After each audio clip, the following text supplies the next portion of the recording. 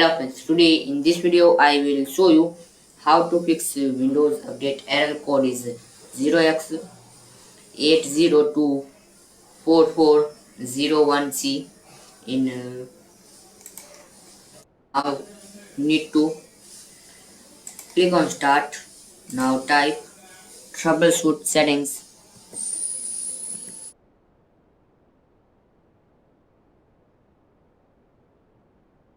Click on troubleshoot settings. Now click on other troubleshooters. Now Windows Update, click on run. After this process will be completed, so close it. Again click on start. Now type cmd. Now now click on run as administrators. Now type sfc spaceless scan now.